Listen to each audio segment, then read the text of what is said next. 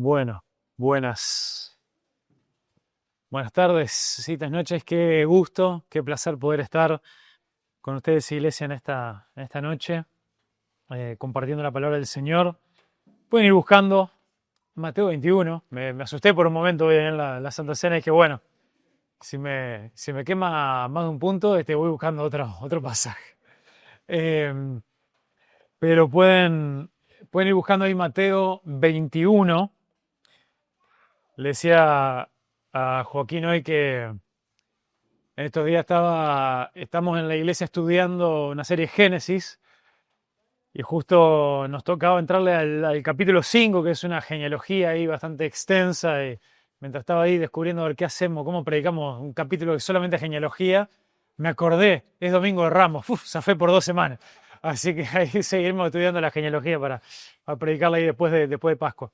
Pero bueno, sí, la iglesia Bautista de Ulam también le manda saludos, que hoy también estuve compartiendo con ellos que veníamos para acá. Así que bueno, gracias también por esta hermosa oportunidad de poder compartir la palabra. Y, y voy a ser precavido y mirar la hora porque a veces es peligroso que ni siquiera pregunté cuánto. Este, Más peligroso es que me mire y diga nada, no pasa nada. En fin, pero bueno, antes de leer, eh, me gustaría que pensemos juntos. ¿Ha habido algún momento que puedas recordar y quizá te puedo agarrar un poquito desprevenido con la pregunta, así que pensémoslo un momento, ¿no? ¿Hay algún momento que puedas recordar, que puedas identificar en tu vida, en tu caminar con el Señor, en el cual Jesús te decepcionó? En el cual capaz que vos tenías una expectativa de no solamente quién es Jesús, pero lo que Él iba a hacer, eh, lo que, lo que vos entendías que Él había prometido y cómo eso se iba a ver en tu vida, y de repente pasó algo diferente, y dijiste, papá, ¿qué pasó acá? Yo me empecé a acercar a Jesús porque pensé que Jesús era diferente, pensé que no era, no sé, por ejemplo, quizá te acercaste a Jesús en un tiempo de necesidad, o quizá no fue lo que te llevó a acercarte a Él, pero sí cuando llegó el tiempo de necesidad dijiste, bueno, qué bueno que estoy siguiendo a Jesús, al Dios verdadero, al Dios del universo, que tiene poder para contestar oraciones y tiene poder para resolver este problema, para sanar esta enfermedad mía o de alguien que amo, o quizá para poder proveer en este momento difícil. Y tocó vivir un momento de una oración no contestada, o por lo menos no contestada como uno esperaba o se lo imaginaba. ¿Cómo reaccionó quizá tu corazón frente a esa situación? Muchas veces a muchos de nosotros nos toma un tiempo de ajustarnos, incluso quizá alguno de nosotros o quizá conocemos a alguien que eso realmente terminó siendo un cimbronazo fuerte en su vida y lo llevó a un tiempo de alejarse del Señor porque dijo, bueno, este Dios que me vendieron parece un poco irreconocible ahora, porque yo tenía esta expectativa que si Dios realmente me ama, entonces esto no estaría pasando. Y quizá nos hemos encontrado algunas veces en esa situación. Quizá hay algo en tu vida en la cual decís, bueno, sí, no, está bien, yo me estoy congregando, estoy acá, pero hay algo en mi vida que está luchando con alguna de esas expectativas no cumplidas de quien yo pensaba que Jesús es o debía ser para mí. Así que mantén eso ahí en tu corazón y vamos a leer de vuelta este pasaje que leímos hoy ahí en Mateo 21. Dice, cuando se acercaron a Jerusalén y llegaron a Betfagé, junto al monte de los olivos, Jesús entonces envió a 2 discípulos diciéndoles, vayan a la aldea que está enfrente de ustedes y enseguida encontrarán un asna atado y un pollino con ellas, desátenla y tráiganlos a mí. Y si alguien les dice algo, digan, el Señor los necesita. Y enseguida los enviará. Esto sucedió para que se cumpliera lo que fue dicho por medio del profeta, cuando dijo, digan a la hija de Sión, mira, tu rey viene a ti, humilde y montado en un asno y en un pollino, hijo de bestia de carga. Entonces fueron los discípulos, se hicieron tal como Jesús les había mandado, y trajeron el asna y el pollino, pusieron sobre ellos sus mantos, y Jesús se sentó encima. La mayoría de la multitud tendió sus mantos en el camino, otros cortaban ramas de los árboles y les tendían por el camino, y las multitudes que iban delante de él y las que iban detrás gritaban, Hosana al Hijo de David, bendito aquel que viene en el nombre del Señor, Hosana en las alturas. Cuando Jesús entró en Jerusalén, toda la ciudad se agitó y decían, ¿quién es este? Y las multitudes contestaban, este es el profeta Jesús de Nazaret de Galilea.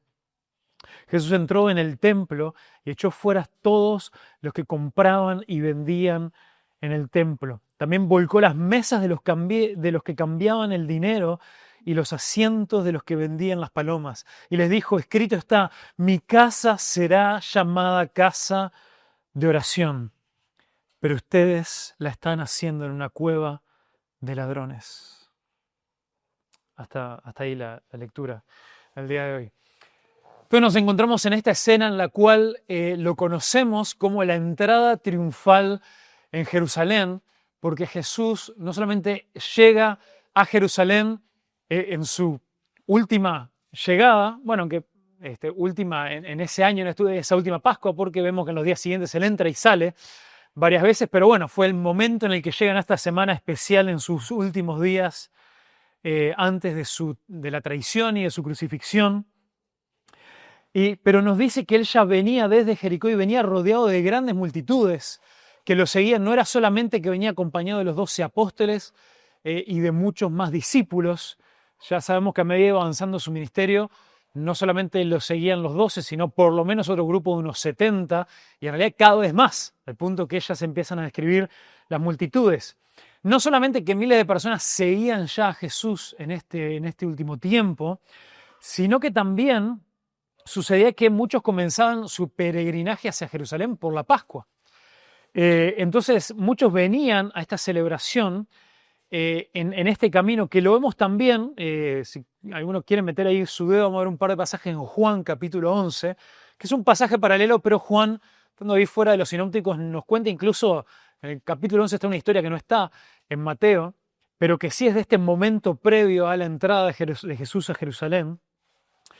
Y en Juan 11, al final 11:55 al 57, estaba cerca la Pascua de los judíos y muchos de la región subieron a Jerusalén antes de la Pascua para purificarse. Entonces buscaban a Jesús y estando ellos en el templo se decían unos a otros, ¿qué les parece? ¿Que vendrá a la fiesta o no? Y los principales sacerdotes y los fariseos habían dado órdenes de que si alguien sabía algo de dónde estaba Jesús, dieran aviso para que lo prendieran. Ya que si me permiten ahí hablar un poco en uruguayo, estaba recaldeado el asunto, ¿no? Estaba complicadísimo el asunto. Entonces vayamos armándonos como esta imagen visual, mental, ¿no? de las multitudes. Incluso mucho que quizá en esta época también es cuando a veces miramos algunas películas, ¿no? sobre esta última semana de Jesús. Ahora se ha puesto ahí una serie también que en su última temporada justo terminó en la entrada triunfal ahí de Jerusalén. Bueno, a ninguna película, no importa el presupuesto que tenga, le da la plata para conseguir tantos extras para realmente mostrarnos las grandes multitudes que había.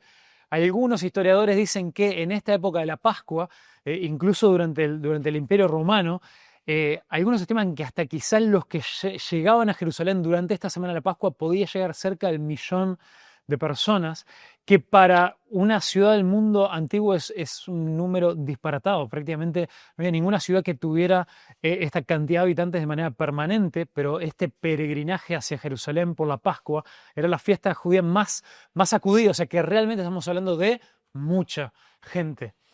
Y vemos que estaban las multitudes que seguían a Jesús, Los otros que quizás no le estaban siguiendo, pero que igual iban camino a Jerusalén, y iban todos a celebrar la Pascua. Entonces, ¿pero qué? Para nosotros, hoy en día, tenemos esta idea de la Pascua. Bueno, justamente estamos celebrando el sacrificio de Jesús cuando Él es traicionado, muere crucificado y después también la resurrección al tercer día. Pero ¿qué era para ellos antes de que esto sucediera? Era una celebración de la liberación de Egipto, del pueblo de la esclavitud. Después de 400 años de esclavitud, el pueblo es liberado por una liberación que llevó a cabo por el líder de Israel que más se había parecido a esta promesa que iba a venir de un Mesías, porque Moisés básicamente empieza a juntar, junta en él estas características, ¿no? De un profeta, pero que también en muchas cosas, si bien nunca fue nombrado ni declarado rey, porque el rey Saúl vino muchos años después, pero tenía esta figura ahí de caudillo donde también lideraba el rey de una manera especial, y además también hubo momentos donde, si bien fue su hermano Aarón el que terminó siendo nombrado el primer sumo sacerdote, pero en muchos momentos previo al armado del tabernáculo, quien intercedía ante Dios por el pueblo era él. Entonces, no oficialmente, su rol oficial era más de profeta, pero como que reunía muchas de estas características que las cuales describían a quien vendría en algún momento como el Mesías. Y este Moisés era tan importante que después también la gente estaba en espera de esta segunda Pascua que Dios también había prometido al pueblo por medio de los profetas, de que iba a venir un Mesías, el ungido, ¿no? el elegido por Dios, con estas características que también vendría a traer una verdadera liberación al pueblo de sus enemigos.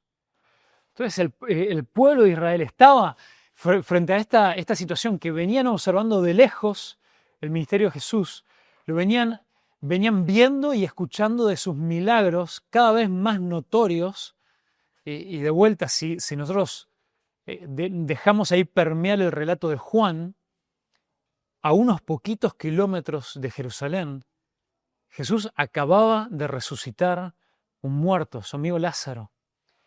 Que ya no había forma de contener eso, no había forma de que digan, bueno, no le cuenten a nadie como Jesús hacía en el comienzo de su ministerio.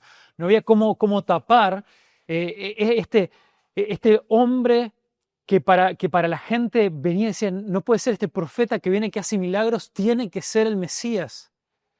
Pero ¿qué idea tenía este pueblo del Mesías?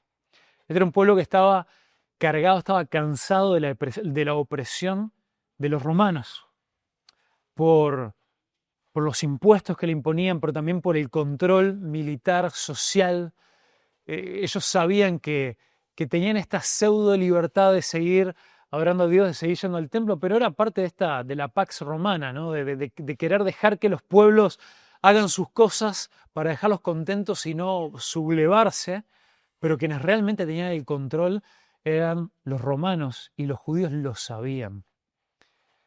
Y de ahí escuchamos, y si estudiamos la historia, ¿no? de las diferentes revoluciones que hubo en los años previos a la llegada de Jesús, de muchos que quisieron levantarse a armar revoluciones y sublevarse en contra de los romanos, y una y otra vez fallaron y no pudieron. Entonces muchos de ellos se preguntaron, ¿será que este que ahora viene con el poder de hacer grandes milagros, finalmente será el momento que pasará de sus hermosas enseñanzas a llamarnos a la batalla? ¿Será que en esta Pascua está viniendo a Jerusalén, donde tantos peregrinos vienen a encontrarse en un solo lugar para finalmente llamarnos a la guerra? Y si los judíos se hubieran organizado en ese momento, con tantos judíos llegando, la Pascua era el lugar y el momento ideal para hacerlo. El momento ideal para decir qué harán unos pocos miles de soldados romanos contra cientos de miles judíos. Y estas eran las esperanzas equivocadas, las expectativas equivocadas que el pueblo estaba depositando sobre este Jesús tan incomprendido por ellos. Y vemos que cuando Jesús acaba de resucitar a Lázaro luego de estos 4 días, previo a esto vemos en Juan 11 que los discípulos sabían que acercarse a Jerusalén para Jesús, para ir a este velorio de Lázaro, era realmente peligroso. Era como meterse en la boca del lobo. Y esto lo sabemos porque los mismos discípulos se le dicen en Juan 11, dije si querían dejar el dedo ahí, al comienzo en el versículo 8, solamente les recuerdo, en el versículo 8 los discípulos todavía no sabían que Lázaro había muerto. Los discípulos le dijeron, Rabí, hace poco que los judíos te querían apedrear y querés ir allá otra vez, vas allá otra vez.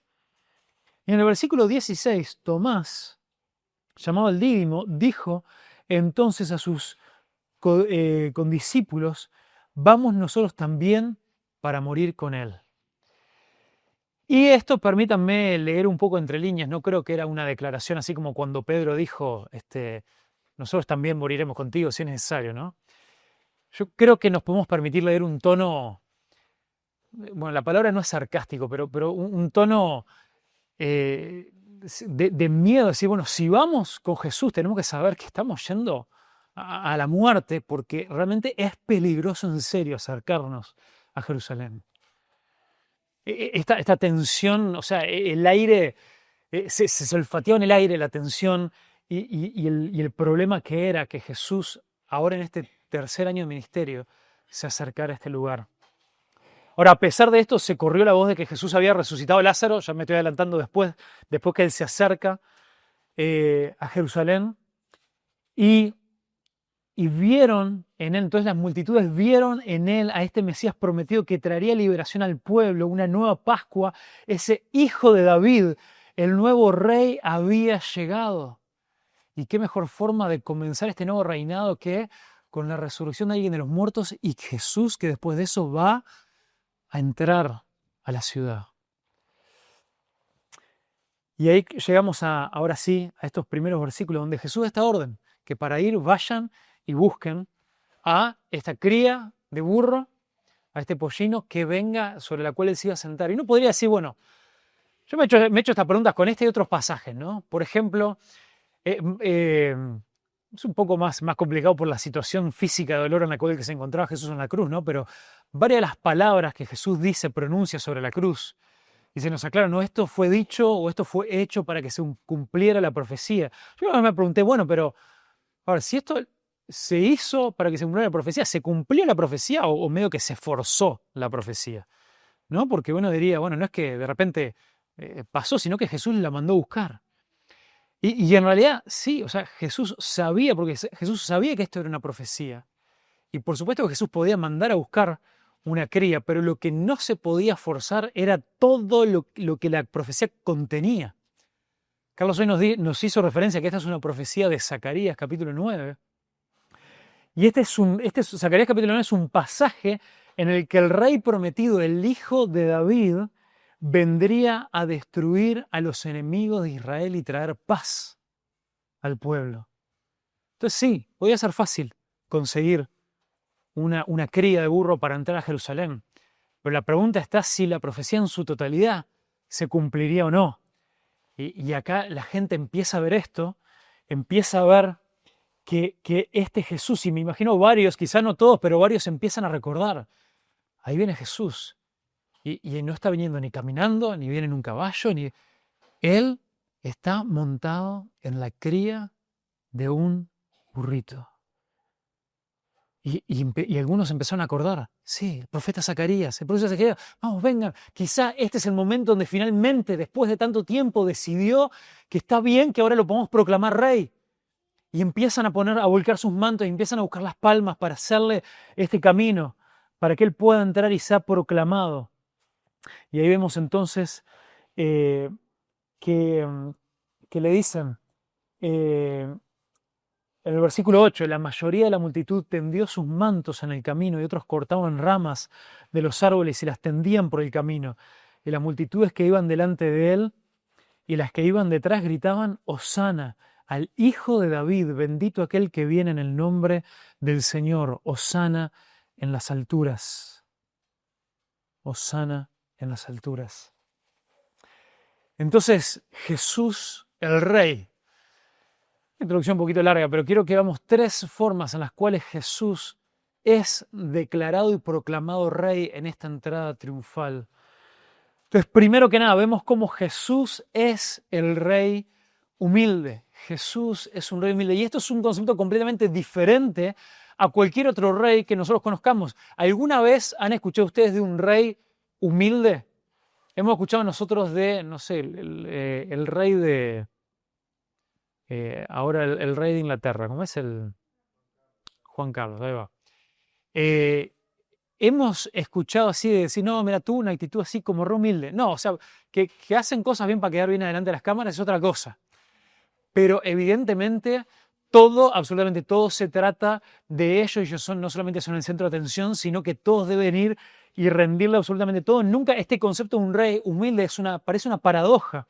Sin embargo, es en la misma profecía, ahí en Zacarías capítulo 9, la que nos habla de esto, ¿no? Si vamos ahí a Zacarías capítulo 9,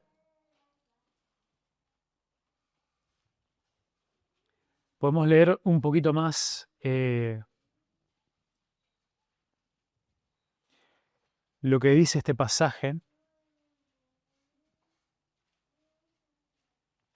Dice, regocíjate sobremanera, hija de Sión, da voces de júbilo, hija de Jerusalén. Tu rey viene a ti, justo y dotado de salvación, humilde, montado en un asno, en un pollino, hijo de asna.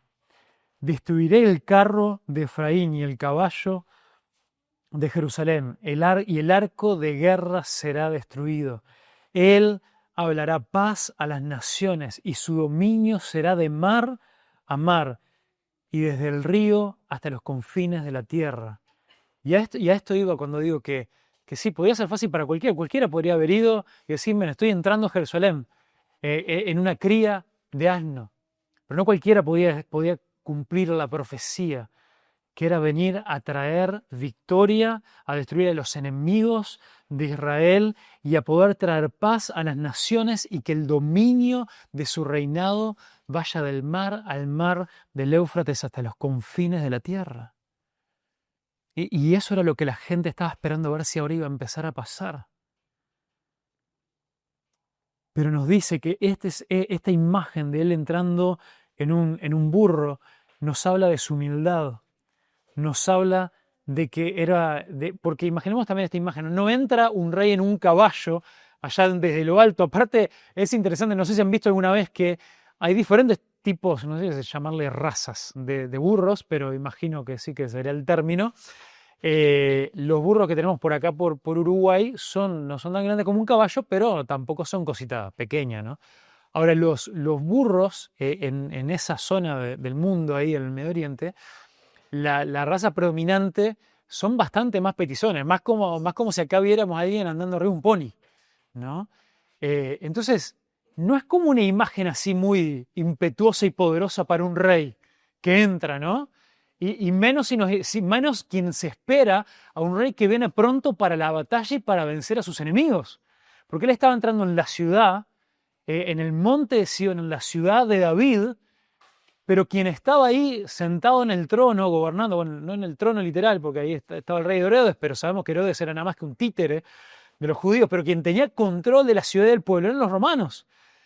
Y ver ahí Jesús entrando, sin espada, tranquilo, ahí en un burrito ahí peticito, ¿no? Que casi parece que si se tropieza con algo se puede caer.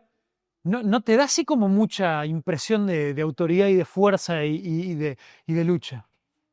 Sin embargo, es en esta sencillez que Jesús entra humilde.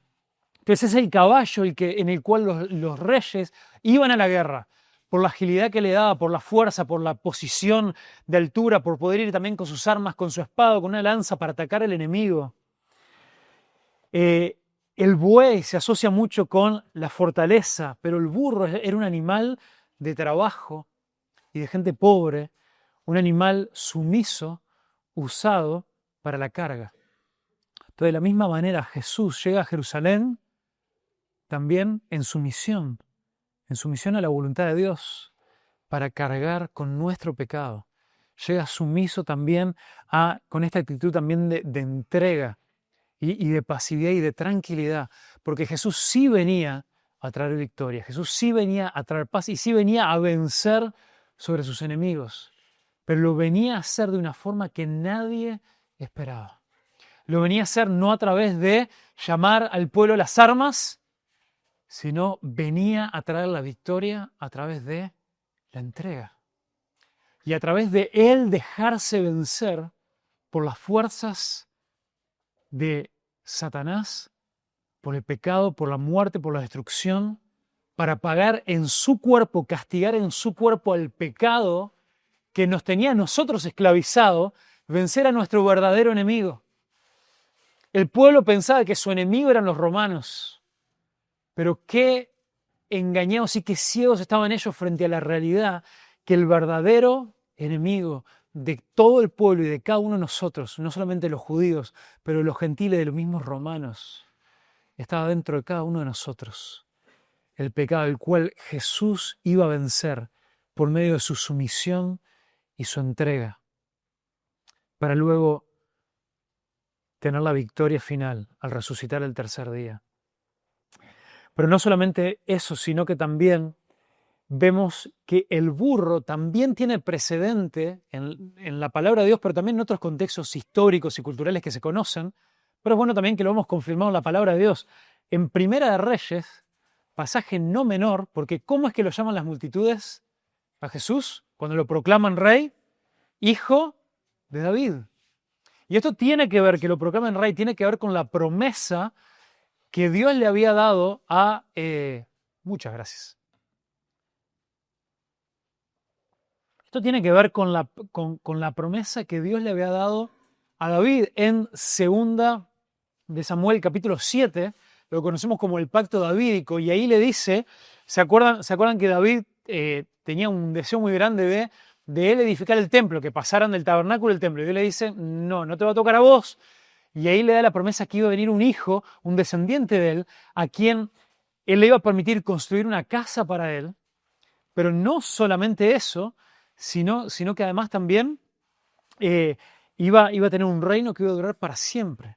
Y de ahí queda también esta promesa del hijo de David, pero ya vamos a ir a eso. Pero antes, el hijo terrenal y físico y biológico de David que vino en ese momento, el siguiente que continuó con el reinado, fue Salomón.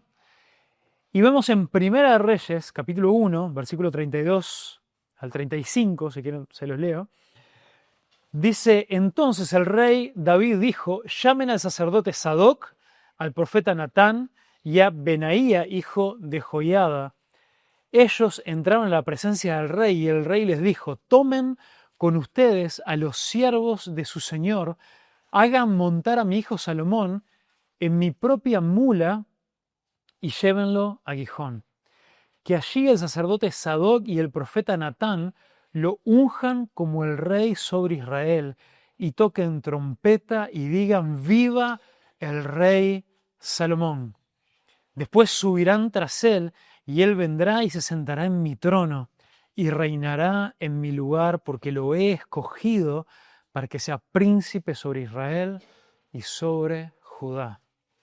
Entonces tenemos un presente bíblico también. De la historia sabemos que la mula era el animal en los cuales los reyes andaban a propósito como un símbolo de que era un tiempo de paz. Era un tiempo donde no era necesario salir a la guerra, pero acá específicamente en el momento en el cual, por el mismo David dice, la mula real, o sea que era uno de sus transportes ahí que tenía para elegir, y era también el animal elegido para pasear al nuevo rey y proclamarlo, anunciarlo como nuevo rey. Lo cual también Jesús está cumpliendo, él al llegar en esta mula y decir yo vengo como el nuevo rey sobre Israel y a traer paz a este lugar, a traer paz al pueblo. Entonces vemos que Jesús es el rey humilde. Y Jesús también nos dice a nosotros, aprendan de mí, yo que soy manso y humilde de corazón. Pero también vemos cómo Jesús es el rey que salva. Jesús es el rey que salva, porque ahí las multitudes lo empiezan a proclamar y cuando empiezan a abrirle camino, empiezan a gritar, dice, los que estaban delante de él, pero los que estaban detrás, empiezan a gritar, Hijo de David, Hosana. ¿Qué significa Hosana? ¿Se acuerdan? Salvación, sálvanos. Sálvanos. Entonces, ¿de qué? Se me perdieron acá las notas. Sálvanos ahora, Hosana. sálvanos. La gente estaba desesperada por el obrar de Jesús. Pues ellos tenían este entendimiento de que ellos querían salvación. Así como tantas personas hoy vienen y se acercan a Jesús con necesidades y entendiendo que algo está mal en sus vidas, que algo está mal en nuestro mundo y que necesitamos un cambio. Entonces, este pueblo estaba correcto a medias y estaba equivocado a medias. Tenían el suficiente entendimiento para saber que necesitaban salvación, pero tenían un entendimiento equivocado de qué necesitaban ser salvos. Ellos estaban buscando esta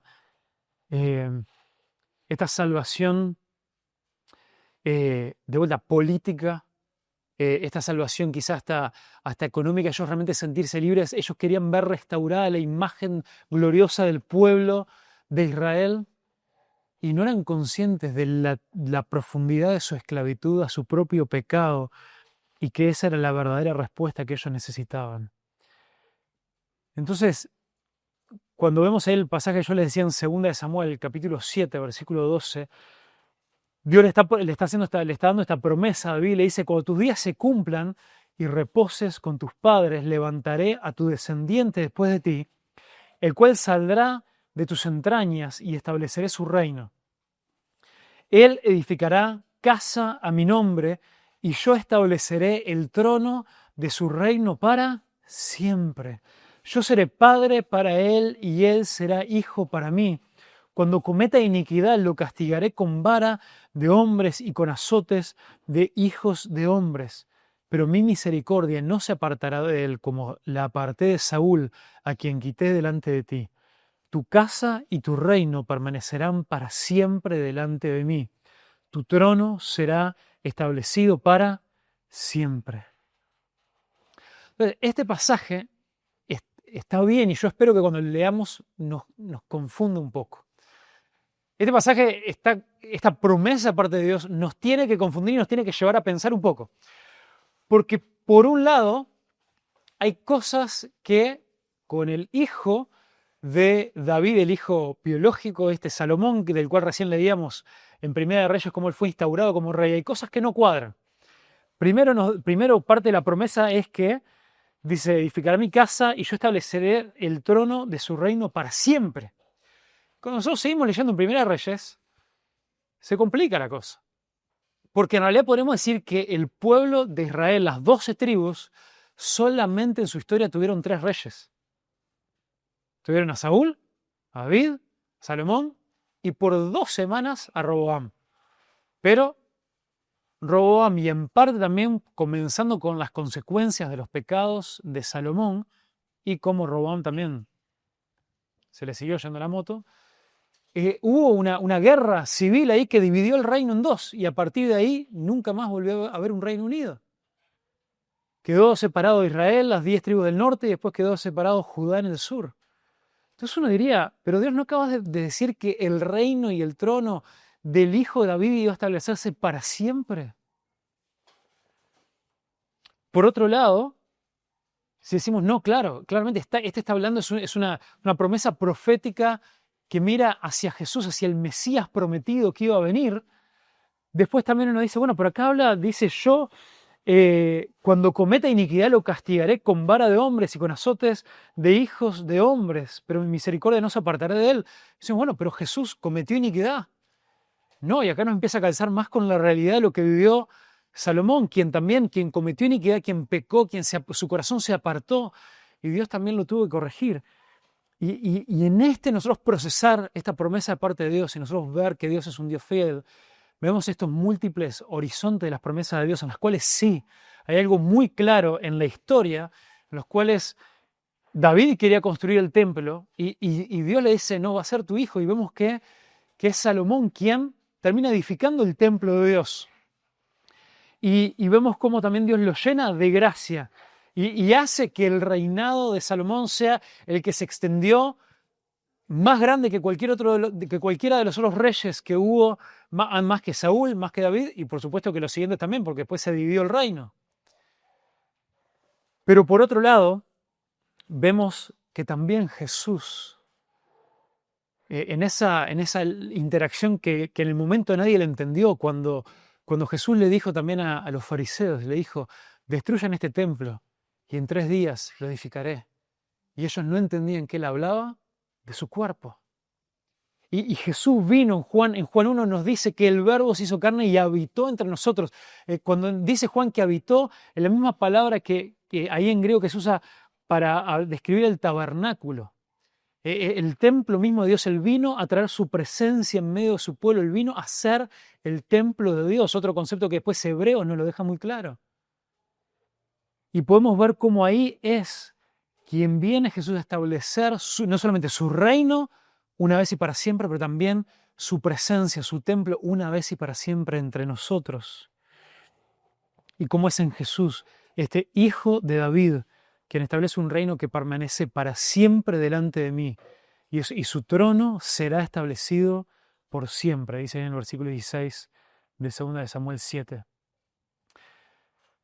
Entonces vemos cómo Jesús es el Rey que salva, Jesús es el Rey, el elegido, el que vino enviado para reinar, para sentarse en el trono, aquel que después de morir y resucitar, cuando va a ascender al Padre, dice él, yo ahora voy al Padre y voy a estar sentado a la diestra de Dios. Y Jesús le dice ahí en Mateo 28, toda autoridad me es dada en el cielo y en la tierra. Como yo gobierno sobre todo cielo y sobre toda la tierra, es por eso que ustedes pueden ir y hacer discípulos a todas las naciones, bautizándolos en el nombre del Padre, del Hijo y del Espíritu Santo y enseñándoles a guardar, obedecer todas las cosas que yo les he mandado. Y sepan, yo estoy con ustedes todos los días hasta el fin del mundo. ¿Por qué? Porque toda autoridad le fue dada. Él sentado en el trono a la diestra de Dios. Y ese es un trono que permanece para siempre y que jamás será movido. Y este es un rey que vino a vencer una vez y para siempre. Pero de vuelta, él no vino a vencer, a sacar a los romanos. Él no vino a destrozar el imperio romano, pero él vino a destrozar al pecado, a la muerte, a Satanás, a la destrucción y abrir un camino para que vos y yo tengamos acceso al Padre. Él vino a traer la verdadera salvación, esta salvación que el pueblo no comprendió. Y esto lo vemos tristemente ahí en el versículo en el versículo 10 dice, cuando Jesús entró en Jerusalén, toda la ciudad se agitó y decían, ¿quién es este? Y las multitudes contestaban, este es el profeta Jesús de Nazaret de Galilea. Y esto, ahí, hay una contradicción bastante grande. Acá se están encontrando 2 multitudes. No sé si notan, no tenemos la multitud que viene de afuera, las multitudes que venían siguiendo a Jesús, las multitudes que le proclamaron Hosana al Hijo de David. Y había multitudes que quizás todavía no estaban más perdidas, no sabían lo que estaba pasando porque estaban adentro de la ciudad. Cuando esta otra gran multitud entra a la ciudad junto con Jesús, la multitud que estaba dentro de las murallas de la ciudad empieza a preguntar, ¿qué es todo este alboroto? ¿Quién es este que viene? Y es interesante que del lado de afuera de la ciudad dijeron, lo proclamaron Hosana el Hijo de David, pero cuando le preguntaron ¿quién es este? Dijeron, es el profeta de Nazaret. Le cambiaron rápido el título. Y esta pregunta de quién es este es una pregunta importantísima para cada uno de nosotros, pero es una pregunta a la cual Mateo ya examinó unos capítulos atrás, en el capítulo 16. Y se acuerdan que ahí en Mateo 16, Jesús le pregunta a los discípulos, dice, ¿quién dice la gente que soy? Entonces, vamos a leer ahí Mateo 16, a partir del versículo 13. Dice, cuando Jesús llegó a la región de Cesarea de Filipo, preguntó a sus discípulos, ¿quién dicen los hombres que es el Hijo del Hombre? Y ellos respondieron, unos Juan el Bautista y otros Elías, pero otros Jeremías o alguno de los profetas. ¿Y ustedes? ¿Quién dicen que soy yo? Les preguntó Jesús. Simón Pedro respondió, tú eres el Cristo, el Hijo del Dios viviente. Entonces Jesús le dijo, bienaventurado eres Simón, hijo de Jonás, porque esto no te lo reveló carne ni sangre, sino mi Padre que está en los cielos. Yo también te digo que tú eres Pedro y sobre esta roca edificaré mi iglesia y las puertas del Hades no prevalecerán contra ellas. Yo te daré las llaves del reino de los cielos y lo que ates en la tierra será atado en los cielos y lo que desates en la tierra será desatado en los cielos. Entonces ordenó a los discípulos que a nadie dijeran que él era el Cristo. Esta pregunta que Jesús le hizo a los discípulos, esta pregunta que hicieron las multitudes de adentro de Jerusalén, a las multitudes que entraban a Jerusalén con Jesús, es quizá la pregunta más importante en toda nuestra vida que nos podemos llegar a hacer. ¿Quién es este? ¿Quién es este Jesús? Y no como una pregunta teórica, retórica, para mantenerla por ahí en el pleno de las ideas. No.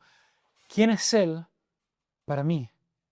¿Quién es Él para vos? Todas estas cosas que vos venís escuchando, aprendiendo, todas estas cosas que Dios viene mostrándote a través de su palabra o a través de personas que te vienen hablando de Jesús. ¿En quién se ha transformado Jesús para tu vida? Es alguien a quien en un momento le pedís ayuda, le pedís, salvame por favor, necesito ayuda, liberame, solucioname este gran problema que tengo, sacame de este aprieto, de este apuro. Pero después, cuando alguien más te pregunta, decía, no, es un profeta, es un buen maestro, la verdad que tiene unas lindas enseñanzas, todo bien con Jesús. Y ese es el problema con muchos de nosotros, que a veces la realidad de la identidad de Jesús en nosotros y para nosotros no ha calado tan profundo en nuestra vida que podemos decir que la realidad de quién es Jesús ha marcado un antes y un después en nosotros. Pedro pudo decir, a mí no me importa lo que las multitudes digan de vos, para mí no sos un profeta más. Para mí sos el Cristo, sos el elegido, sos el enviado, sos el Hijo del Dios viviente, no un profeta más.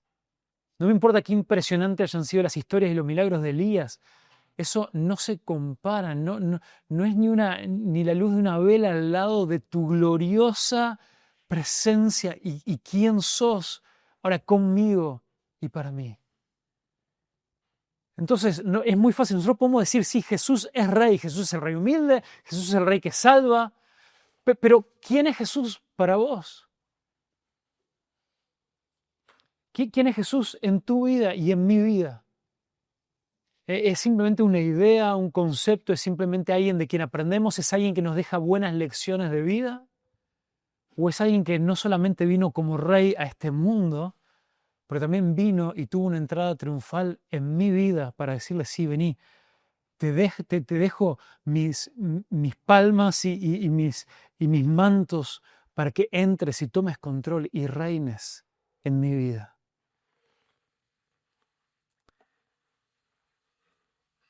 Entonces, ¿qué pensás que viene a hacer Jesús en tu vida y en mi vida? Acá es donde entra la pregunta inicial que yo les decía, ¿no? ¿En qué momento la idea que vos tenías de Jesús se empezó a chocar con la realidad? ¿En qué momento Jesús se empezó a meter en cosas de tu vida y mi vida que nosotros no pensamos que se iba a meter ahí? ¿En qué momento Jesús empezó a revolver cosas en nuestra vida que nos empezó a dejar medios incómodos? Y empezamos a decir, no, pero yo pensé que Jesús venía a darme más información sobre la Biblia porque me gusta esto de aprender la Biblia y después poder enseñarla a otros. O que Jesús venía a darme buenas instrucciones de cómo vivir bien, porque esto de vivir, de ser una buena persona, yo sé que trae buenos resultados. Eso es diferente a me rindo completamente al gobierno y a la autoridad de Dios para que Él haga lo que quiera con mi vida. ¿Y sabes cuándo el pueblo tuvo una primera confrontación con la idea equivocada y errónea que ellos tenían de este rey a quien le acababan de decir, por favor, salvanos, hijo de David, rey, Mesías, ten misericordia de nosotros y salvanos? en el siguiente versículo. Recordemos, ellos esperaban que en esta entrada triunfal de Jerusalén Jesús fuera proclamado rey y les diera como mínimo un llamado a las armas para sublevarse. Sin embargo, ¿qué dice el versículo 12? Jesús entró en el templo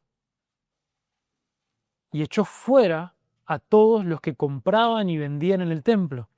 También volcó las mesas de los que cambiaban el dinero y los asientos de los que vendían palomas, y les dijo: escrito está, mi casa será llamada casa de oración, pero ustedes la están haciendo cueva de ladrones. El pueblo pensó que Jesús venía a decirles: pueblo mío, pobrecitos, ustedes víctimas de los romanos, vengan a mí que yo les voy a dar una gran victoria acá militar y en esta Pascua vamos a deshacernos de Pilato, de sus soldados, y ahora voy a restaurar este reinado davídico y salomónico y la gloria del pueblo de Israel se va a restablecer. Y sin embargo, en vez de entrar al palacio de Pilato, entró al templo, que quizá era el lugar donde Pilato no se metía para no armar mucho revuelo. Y entró Jesús ahí, con un látigo, y entró Jesús ahí con ganas de dar vuelta a algunas mesas y darle unas palmadas a la nalga de algunas cabras ahí para que salieran corriendo.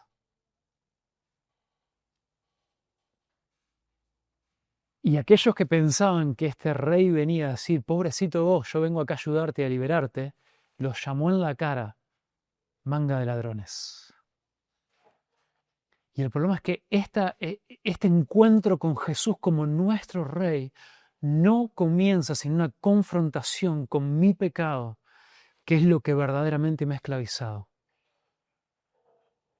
Entonces Jesús viene a confrontar mi pecado. Entonces Jesús es el rey humilde, Jesús es el rey que salva, pero para esto Jesús también es el rey que confronta. Entonces Jesús no atacó a los romanos, a quienes los judíos pensaban que eran el problema, sino que fue a alborotar el templo. Y Jesús también cita una profecía de Isaías 56, donde dice: yo los traeré a mi santo monte, en Isaías 56, versículo 7, y los alegraré en mi casa de oración. Sus holocaustos y sus sacrificios serán aceptados sobre mi altar, porque mi casa será llamada casa de oración para todos los pueblos. Entonces, cuando nosotros leemos, ven ahí un asterisco en sus Biblias de que se está citando un pasaje del Antiguo Testamento, no es solamente un dato curioso, siempre vale la pena ir y ver qué más dice en el Antiguo Testamento, porque a veces las citas en el Nuevo Testamento están incompletas a propósito. Porque lo que le falta completar de la cita es lo que nos ayuda después también a entender el significado completo. Y Jesús dijo: porque mi casa será llamada casa de oración, pero ustedes la han convertido en una cueva de ladrones. Y Jesús no estaba... Yo conozco gente que tendría un problema con lo que se hizo ahora entre la Santa Cena y esta reunión de tener una cantina abajo, ¿no? Porque dicen: Jesús dijo que mi casa será llamada casa de oración y ustedes la han convertido en una cueva de ladrones. Jesús no tenía un problema con vender algo en el templo. ¿Cuál es su problema? ¿Dónde se había armado esta feria? La feria se había armado en la corte de los gentiles. El templo tenía estas tres etapas, ¿no? La corte de los gentiles, en la corte de los judíos, que medio que se subdividía ahí entre hombres y mujeres, y después el lugar santo y el lugar santísimo. Entonces, sí, está bien, el pueblo de Dios eran los judíos, eran ellos quienes venían, pero ellos desde el comienzo, no fue un invento de Jesús y de los apóstoles esto de llevar el evangelio hasta los confines de la tierra. Dios ya estableció y eligió su pueblo en el Antiguo Testamento para que ellos fueran de luz para las naciones. Y hasta el templo fue diseñado con un lugar especial para que los gentiles pudieran venir también a adorar.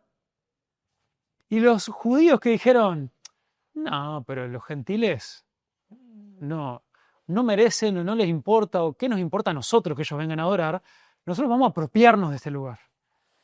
Y se apropiaron del lugar que iba a ser el lugar donde los pueblos, donde las naciones iban a venir al encuentro a conocer al Dios verdadero, y desplazaron la posibilidad de que ellos tuvieran un lugar para encontrarse con Dios y lo convirtieron en un lugar de corrupción y en un lugar de ganancias deshonestas, donde todo aquel que venía de lejos, de repente se encontraba con que su dinero de sus países lejanos no le servía y tenía que pasar por los cambistas, donde le iban a decir qué sacrificio le servía y qué no, y donde le iban a vender a precios descomunales para aquellos que por tan lejos que venían no podían venir con sus ofrendas, con sus animales propios para sacrificar. Jesús dice, mi casa será llamada casa de oración para todas las naciones, para todos los pueblos.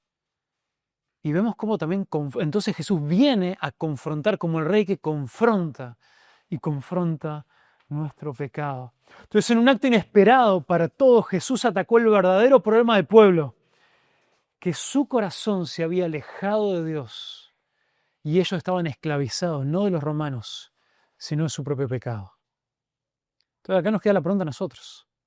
¿Estamos nosotros dispuestos a que este Jesús entre como un rey humilde, como un rey que ofrece salvación, pero como un rey que confronta nuestra vida y nuestro pecado para ver si nosotros les queremos dejar reinar en nuestra vida? ¿Estamos dispuestos a que Jesús despeje nuestro templo de las cosas que han llenado en nuestro corazón de corrupción?